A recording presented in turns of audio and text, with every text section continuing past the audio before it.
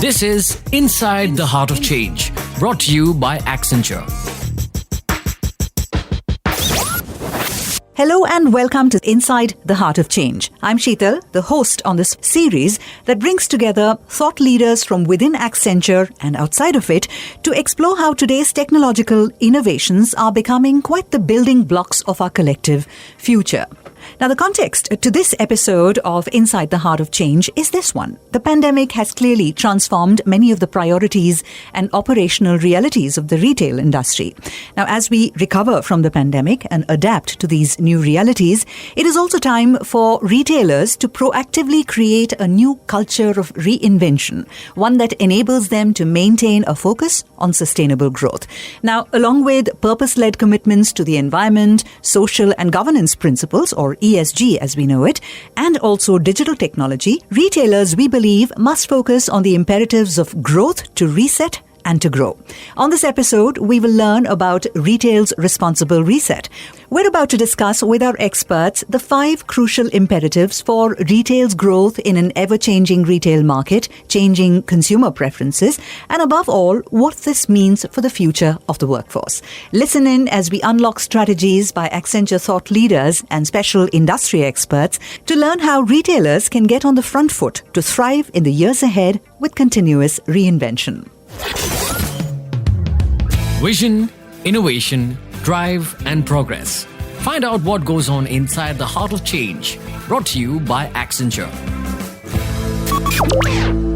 Before we head into our discussion, allow me to introduce our guests and thought leaders. B. Nagesh, the founder of TRRAIN and non-executive chairman of Shoppers Stop. Marin, managing director, lead design studio and product innovation. She also leads the sustainability practice for Accenture Song at the Advanced Technology Centers in India, or ATCI. Dhruv Bajpai is associate director, group product manager for Accenture's AI.Retail solution.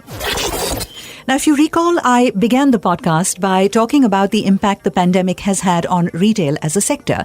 Now, Nagesh is someone who's seen the effects of the last 2 years on retail from really close quarters. Retailers as a whole were hit pretty hard and had to take some really tough decisions. Given those challenges, how has he seen the retail industry evolve? So I think the way the retail industry is getting defined now is that anybody who's serving the last mile of the customer's journey is part of retail. I mean, the bankers are calling themselves retail banking, pathologists are calling themselves as retail pathologists, and of course you have the Swiggies and the Zomatos, and you have the Amazons and the Flipkarts. So it is no more brick and mortar retail. Yeah, this actually got a little more speeded up during the COVID because the consumer habits changed. But if you look at the COVID, I mean, this was one sector which got hit very badly. Because as of that time, brick and mortar retail was still 90-95%, online was 4-5%, and brick and mortar was closed all around. But I think one of the things that I would love the countrymen to applaud is that in spite of all that, 140 crore people in this country did not have to close their kitchen, because there was some retailer somewhere who had opened a store early morning of 4 o'clock to meet with the regulations of the country. There was some retailer there who could deliver things to your home. Okay, and we ensure that 140 crore Indians actually survived the pandemic. Okay, so this is a human service which the retail industry has done to our country. We did not have any looting, anything that happened, which we have heard in other countries. But it has been tough. Okay, I mean, retail was closed, restaurants were closed. So if you ask me, Seetul, the survivors are the ones who either had a great business model or had their own properties so that they did not have to cash out rentals, or companies which are backed by venture capitalists, or companies which have traditionally been very conservative and they have capital in the business, or large houses like the Reliance and the Tatas and the Birlas who have come in a very big way, or the international players or internationally funded players like the Amazon and Flipkart. Okay, these are the only players who have not had challenges. Yes, they have burned more cash, they've had more losses. Okay, public listed companies had to go through rights issue, whether you look at Arvind, whether you look at Shoppers Stop, whether you look at Aditya Birla. So I think capital became the essence, and assets were delivering zero returns for these 2 years, but everything was closed. More than that, I think many of us had to go through the pain for the first time in the history of retailing in this country, where we had to let go of people because there was no business to actually continue. So this was, I would say, a very, very challenging period. But if you look at it now in the last 1 year, I would say 75% of the businesses have come back. There's no official record of it, but my guesstimate is 20 to 25% of the businesses have closed down or have changed formats or have changed hands. And you as a consumer must have noticed this, that the 10 or 20 restaurants around your house, you'll find that either they're new faces or some of them are not existing. I mean, this gives us a clear idea of what happened to the industry. But why has the industry changed? Why is online coming? Why is Omni happening? I think there are 2 or 3 very big influences. I think one is, thanks to the government of India and its new policies, digitization has become an essence of our life. Okay, whether it's WhatsApp from around the world or whether UPI payment from within the country. Without digital footprint, without digitization, I as a consumer is not able to survive my own life. Forget whether I'm able to shop or I'm able to buy tickets or whatever, because it has become an essential part of my life. And therefore, when COVID came in, when the pandemic happened, I mean, none of us got a lesson on Zoom or MS Teams or Skype. I mean, we just took it on. Right. Okay, none of us had a lesson on Amazon shopping or a Big Basket or a Flipkart. Okay, it was necessary. I mean, we had a granddaughter during that period and we had to buy nappies, we had to buy diapers, we had to buy a few things. Okay, so everybody in the house, including my mother-in-law of 85, okay, could do a voice message on a WhatsApp and get it. So the digital enhancement of the consumers' buying and shopping habits got enhanced because the consumer has become very good at omni-play. Now, Marin has been tracking the retail sector's growth over the last couple of years, and her observation as an analyst and expert in the area is that selling is different today in the post-pandemic world. As Nagesh mentioned, change has been rapid. So what are the trends or patterns that define this new direction in retail? COVID has changed the retail landscape, and it is totally a new retail world. I would say the top 5 major changes that we are seeing. One, the consumer behaviors has changed, and obviously, and directly linked to that, the cost to serve and the local vicinity that we are today in have become much more important part of the consumer experience. In 2020, we just had about 47% of the global population shopping online, and that went up to 63% by 2025. This shift to digital brings additional cost for retailers. It includes shipping, it includes returns, and a lot of other things. The second trend that I see is retail giants are getting further ahead, which means they have already used their digital capabilities during the pandemic to consolidate their position, leaving others trailing even further behind. The third change or the third trend that I see is competition for brand awareness is extremely intensifying. Think about this. The digital marketplaces, Amazon, Alibaba, and others continue to dominate e-commerce.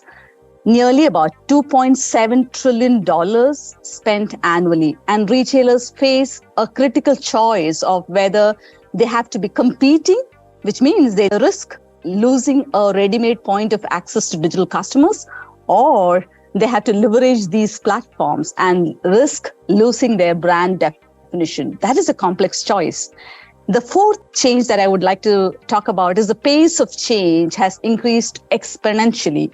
This is my favorite sentence. The pandemic has accelerated the digitization process by at least a decade, and it has now become an essential part of how we function.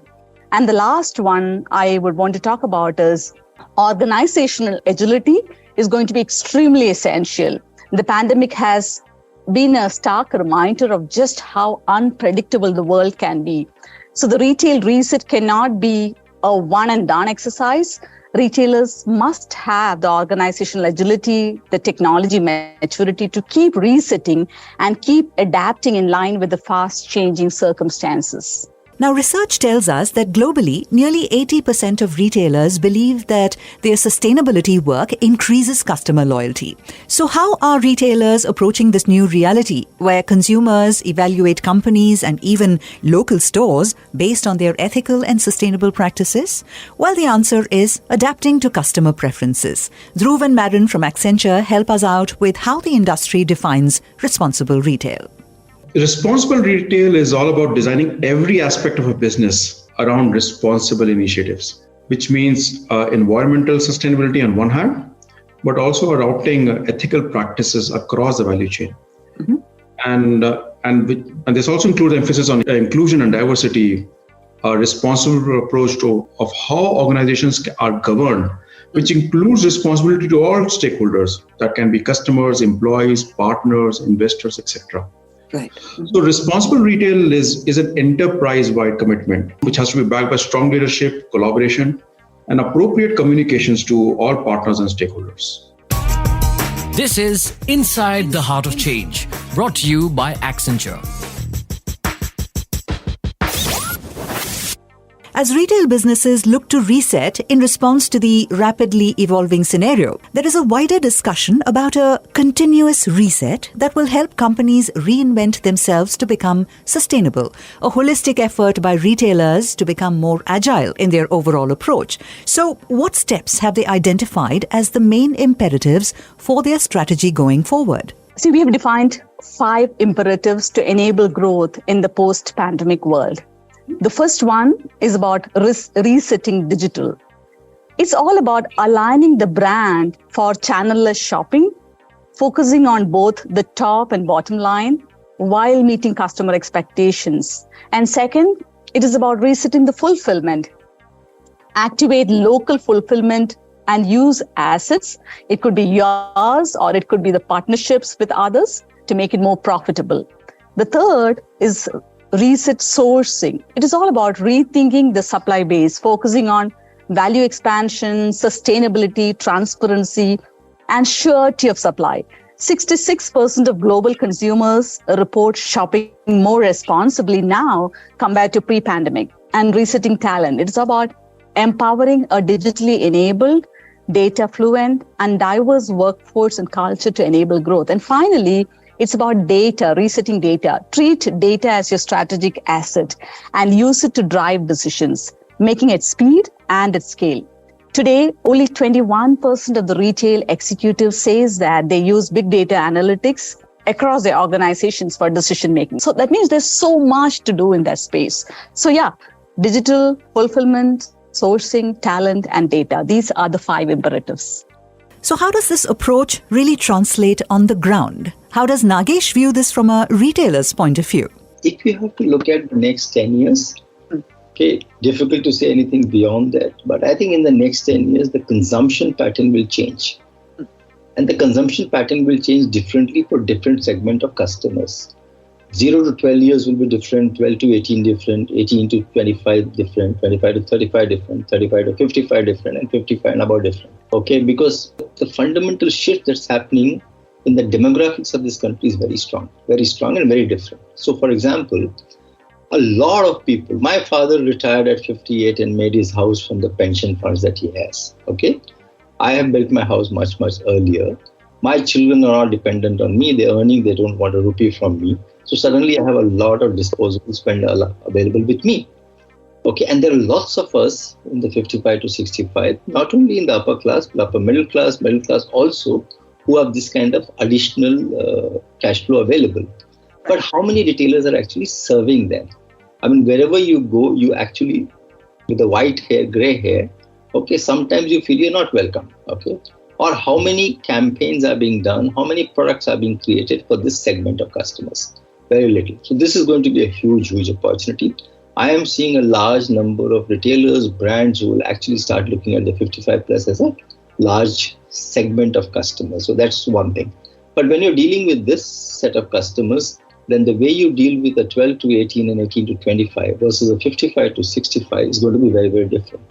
So therefore, the way you keep the store, the way you train your people is different. In fact, yesterday I got a message, and this is very interesting. A store in Europe has created a cash counter for slow billing. Can you imagine? All of us want our billing to be very fast. We don't want to wait at the counter. Okay. This counter is meant for slow billing. So slow billing is not because the technology doesn't work. This is the place where elderly, 65 and above, can come and they can chat with the cashier while they are billing. Right. Yeah. Today, if a customer in front of you is chatting with the cashier, you will be irritated to say, why the hell can't she finish the cashiering and run away? Here people are standing in queue because they want to chat with the cashier because they don't have family to come and chat with them. So look at this paradigm shift in the way the business is being conducted. So to me, this is a very, very important part which is going to change, and retailers will have to reorganize that. However, when it comes to the 25 to 35, these are all generations which have grown in the digital area. And this generation, I would say, including 18 to 25, is going very, very big on online. Right. And there are 2 or 3 things happening. One is they are going online. Second is they are going minimalistic in many of their consumptions. Okay, for example, their fashion apparel consumption, they are going minimalistic. But their food and travel and adventure, they are going berserk. Yeah. Okay, so we again have to shift. Okay, which means that the fashion guys have to shift to adventurous clothes, or they have to sell more of denims, or they have to look at more of shorts, or they have to have adventure clothing. Okay, and the travel and tourism industry has to start looking at Airbnb to whatever from 100 rupee youth hostel. Okay, you have seen that hostel which is opened up.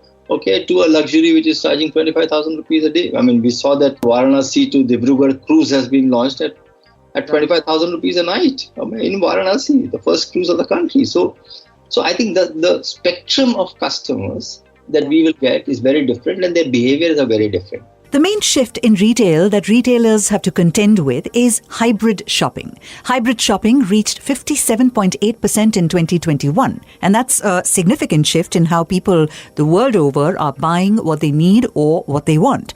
So how are retail businesses then looking to engage customers with their brand in this new altered scenario? See, eventually every retailer aspires to increase the customer lifetime value. That's a holy grail. Customer lifetime value is called CLTV. Right. This is how much a customer would be potentially purchasing with the brand. Mm-hmm. To increase the CLTV, retailers need to understand who their customers are, get a 360-degree view across all their touch points, and comprehend the real intent why they are engaging with the brand, not only purchasing with the brand, but engaging with the brand. Mm-hmm. And then focus their personalized offerings or the way you interact with the customers aligned to their intent of engagement. Right. Now, every customer is different. So it's not, as I mentioned, it's not just enough to comprehend their purchase history, but it's also very important to comprehend their behavioral aspect. What product do they search on a website or do they browse? Their product affinity, which categories are they spending more time on a website? Their price sensitivity, do they research a lot before a purchase, or are they impulse buyers? These and many other interactions define the engagement behavior and becomes a foundation to provide any personal experience.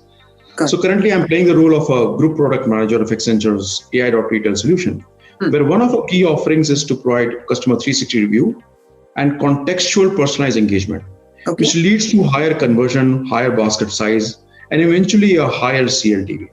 Finally, retailers need to rethink not only about e-commerce transaction, but a full suite of digital commerce capabilities, including store pickup, order tracking, after-sales support, and ensure that the right product are in the right place with all channels integrated across customer experience, merchandising, supply chain, and operations. It is time for retailers to bring their products to where the consumer is and not the other way around. You cannot expect the consumers to come to you, but you have to be going to where the consumers are. The second one I would talk about is the brand visibility. See, everybody is going online, right? It's important how you stand out from the noise. I would say you should marry convenient one-click customer journeys with creative storytelling that puts brand experience at the heart of it. Third, ensure that the right product is available at the right place with all channels integrated across customer experience, merchandising, and operation. And finally, it is about the right operating model. As the nature of retail changes, retailers should rethink the organization and cost structure to be agile enough to capitalize on emerging digital markets while remaining profitable. So our business models in retail have to be developed, keeping the last mile in picture. Because they are also that 50-60% of the lower echelons of our society which have to grow with us. Correct. Okay, otherwise they'll find alternate ways. Government regulations will keep easing. Digitization is going to be a very big one. So for example, you have seen the impact of UPI. And the good part of what the government is doing is they are creating platforms and runways and highways. Okay, and allowing private businesses to come and run their vehicles on it. Okay, I mean, UPI is a government initiative. The number one, number two player is a Google Pay and a Phone Pay, both international giants. Right. Okay. Similarly, you must have heard about ONDC, which the government is creating, which is a network for digital commerce. Okay, and this network for digital commerce will be available from a small kirana to Amazon and Flipkart to come out. Okay, this will change the dimension of the way businesses are done, provided it succeeds, because it is backed by somebody like Nandan who has created Aadhaar and created UPI. Okay, I'm confident this will happen. Right. So some of these changes in the environment and the regulations will have to be taken into consideration when the retailers are growing. The last thing which is very important, and here I think the government and all of us have to change our mindset. Okay, this current generation of retailers did not have the ability to study and educate themselves or skill themselves. Okay, at 16, 14, 16, they were put into the store to run the store. Okay, but they have earned enough to put their children into better education. And those better educated children are not coming back to run traditional stores. Okay, one is because of pride and respect, and second is because maybe the generation doesn't want to change or they don't want to invest. But this is a big, big challenge that not only retailers but all MSMEs in the country are facing. So unless we as a country, we as a nation are welcoming youngsters to come into traditional businesses. So young entrepreneurs starting fresh is good, but you already have 12 million retailers, you have 30 million MSMEs. Somebody has to run that.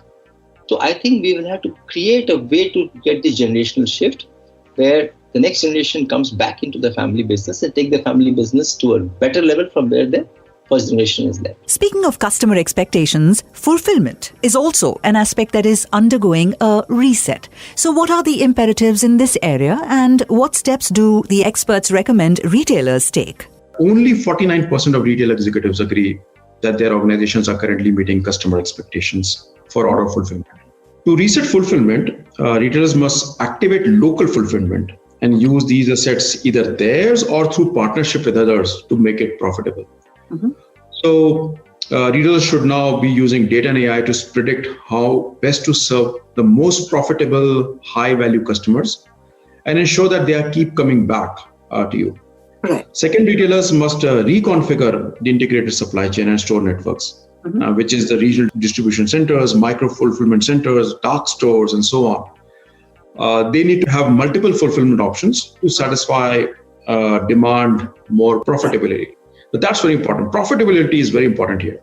And in case of any disruption, data AI should be leveraged to provide what-if scenarios across fulfillment cost, sustainability factors, fulfillment time, etc., and provide actionable recommendations to retailers. Third is on home delivery. So the last mile can make or break customer relationship. So transparency is key here, including real-time order tracking. Learn about the core innovations that are transforming the way our world works. This is Inside the Heart of Change, brought to you by Accenture.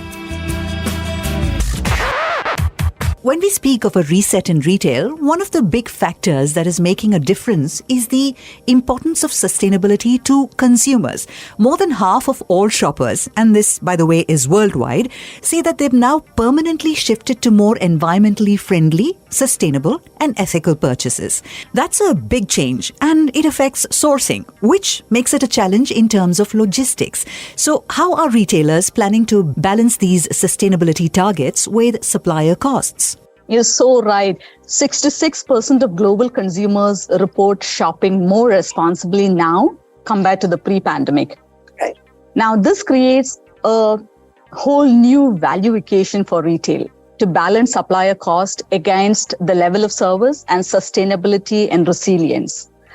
I think retailers can benefit from collaboration on product development, planning, and fulfillment. The surety of supply. Retailers must reassess and reprioritize the risk at each node of the supply network.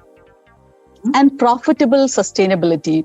When you say sustainability is expensive, I think that is a myth. Sustainability and responsibility can be achieved while reducing cost. And finally, it is about the digital sourcing, right? Supply networks should be asset light and prioritize flexibility as well as optimal speed to market. I think it is all about bringing all of these together to create the new value equation for retail. So there goes the myth that sustainability is expensive. Now, shifting focus from consumers to businesses and organizations, there is a need to continually refresh the skills of the retail workforce in terms of tech innovation, automation, new ways of working that demand new skill sets, and more. Retailers are training their employees to become more adaptive and future ready in ways that serve people, serve communities, and also serve their business imperatives. So right now, only 57% of non-managerial retail workers believe that their potential is being fully realized at work. This is because very few retailers have invested proactively in new skills and new ways of working. So resetting talent can be achieved by, one, ensuring your workforce is adaptive, digitally enabled, data fluent, and diverse. To retain and upskill your existing people while hiring new talent in an employee-led marketplace environment. Right. And define a purpose-driven culture that sustains equality and diversity, where employees feel that they have a chance to advance and to thrive and to learn. So I think this is probably one of the very, very key factors. Okay, and this also not at an organizational level, but at a national level. I mean, if you're bringing 1 million graduates every year, okay, on a monthly or quarterly or whatever the numbers are, okay, these million graduates at 20, 22, 25 have to survive the next 35 years of their career. Or even if you say that they work for up to 50, next 25 years of the career. And if the next 25 is going to be all futuristic skills which don't come from the past, then the only skills of the past is people management and being a team player. Rest of the skills you have to learn. So we always wondered, doctors and dentists, they had to upgrade their skills every day, every week. Okay, but many of us in our management, we didn't have to study to upgrade our skills. We upgraded our skills just by being part of the teams. Okay, now that is not going to be applicable anymore. Okay, so if you ask me again, there are three segments of our business which have to change. One is the leadership. Currently, in the traditional businesses, all the leadership are still in their 50s. Okay, they are not the digital natives. Okay, so first they have to upskill themselves. And this is a big challenge. How many CEOs and CXOs say that I want to go through digital literacy? Yeah. Okay, in fact, in one of the boards I was, that company actually went and did a survey and they found out what is the digital quotient of the company. And then they realized the digital quotient is X on 10. And then they hired somebody who came and the CXOs had to go through that course. And then they said digital quotient has moved 20% up. So, okay, now they're at average level compared to the industry. But how many organizations do that? On the middle management, because they're in their 35s, they still have a career there. There are two things. See, when you say skill, one is development, which is self-development. The second is development, which is organizational development. I think somewhere the consciousness has to come that the responsibility of skill development is not only of the organization, but the individual also has to go through a self-development. And I think that's very, very critical. Organizations, as part of the thing, they will send you to this program, but never say which program did you attend. I mean, did you take 2% of your salary to put on self-development? You must have spent 5% of salary on buying a luxury product. Okay, but that will remain with you in the wardrobe. But have you spent 2% of salary in upgrading your skills? No. So to me, that the middle level has to really go through this. The tougher part of it is that the social behavior in organizations, which has got less to do with skilling, hard skilling, but more to do with soft skilling, is going astray all over the place. One is because of the more number of youngsters coming in and their own influences from the social media and people around is very different than the organizations which are traditional. And the second is work from home. So to me, the challenge more is going to be how do you play it as a team? To me, the challenge will be that how do you really create an environment which says work is life and life is work? The front end, which is generally 90% of most organizations, whether they're working in the factory or they're working on the field or in retail, okay, they have to be skilled even before they join. And that has to change a little bit. I have my own angst as a part of RAI, as part of NSDC, to say NSDC was designed to skill, but not designed to skill for livelihood creation. Okay, so when you don't design to skill for livelihood creation, then what happens is that you're skilled, but you don't have a job. Okay, or your skilling doesn't get you a job. Or if you have skilled, you don't get an appropriate job. So for a skilled employee and an unskilled employee, somebody who's gone through 60 days of training and somebody who's not gone through the same salary in the organization, he says, why the hell did I spend 60 days skilling myself? So that whole platform has to change. And if we don't change, the bigger challenge is the next generation will also not come out better. Yeah. So for example, if my factory worker who earns 25,000 is not conscious about what is required for him, then he and his wife will not be able to make their children conscious. And therefore, the next generation will also come at the same level. That if you don't build capabilities, you can't build capacity. I think to me, that is the key word for it. Everybody says, I'll grow. But how will you grow if your people don't grow? Learn about the core innovations that are transforming the way our world works. This is Inside the Heart of Change, brought to you by Accenture. Data is a game changer and one of the most important imperatives. Data sits at the heart of every retail enterprise. It guides decisions, helps optimize operations, and facilitates exceptional customer experience. Retailers, therefore, need to look at data as a strategic asset that informs and even drives decision-making. So this requires a significant shift in approach for most retailers. Only a handful of companies, less than 5% of the global 1,000, have made any significant headway on this journey. Mm-hmm. So while retailers are swimming in data, that can help them make sense of the complex landscape, there are functional silos and a lack of strong data governance, which makes it difficult for them to get an enterprise-wide data insights. Getting the full value of data also means focusing on business outcomes and specific use cases, mm-hmm. and the changing culture and the ways of working across the organization and with their partners. Right. Data matters. So retailers should recognize that as little as 10% of the data can drive huge business value. So like creating personalized experience for customers to increase customer acquisition, improve brand engagement, then data and AI can recommend product ranges that can be carried in various channels, identify products that are driving unique sales for high-value customers. Data and AI can create tailored supply chain strategies to maximize sales and profitability, right, while enhancing customer experience. So leveraging data effectively can lead to anything between 2 to 4% EBITDA impact within 2 years of investing into such initiatives. One of the innovations that has gained ground in the recent past is distributed edge computing. Experts have spoken about how it offers more value for data, more control over your data, as well as more resilience. But how does distributed edge computing improve or automate decision-making for retailers? So distributed edge computing can enable automated decision-making by giving personalized product recommendations as the customer shop in a stores. Right. So imagine being able to give tailored and context-specific suggestions and offers to customers while they're walking in a store, on interactive screens, or their smartphones. So edge computing enables the retailer to introduce such cutting-edge immersive experiences. This is particularly powerful in segments like beauty and apparel, where the ability to have augmented reality try-ons, virtual try-ons, or makeups or clothing can genuinely transform the customer experience.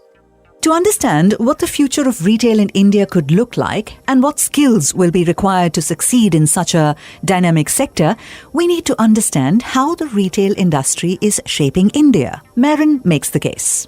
You know what? As per a report by Forrester Research in 2020, Indian retail market was estimated at $883 billion.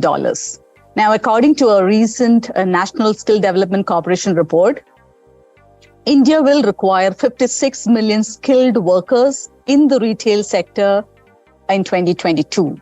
Now, the retail market, a skilled workforce is required for the smooth functioning of the various departments. Now, some examples of the skilled workforce segments in the retail industry are IT skills, communication skills, customer service skills, numeracy, marketing, and management.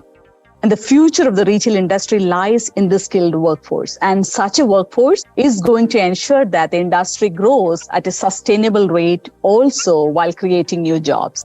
In terms of the growth, because India is growing, because Indians are growing, and there's a shift in demographics, the opportunity to retail is going to be continuously growing. But to capture that, you require huge amount of capital because two things are opening. You can open a lot many stores in this country, but you also have to have omnichannel play, which means your investments in technology, investment in people, investment in skilling will be required. And therefore, you're already seeing a huge polarization of modern retail. Large houses, large businesses which have huge amount of capital to invest are actually growing at double or triple the speed. So I would say that our country will see huge growth, and a large portion of the growth is going to be captured by capitalists and people who have a lot of capital. Basic skills required to begin with are social skills, English communication or better conversation, and basic computer skills. In our program of 45 days, we're spending a lot of time on retail selling skills. Okay, as we go and research and we find that retail selling skills, they catch up very fast on the floor.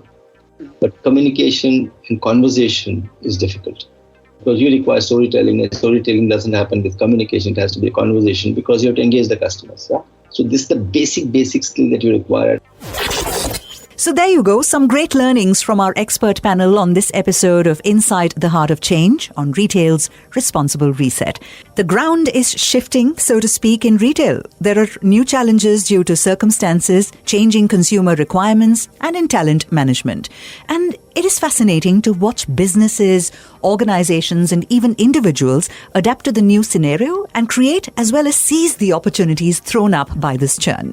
Many thanks to our experts from Accenture, Marin and Dhruv Bajpai, for sharing their valuable inputs on Accenture's industry analysis and data.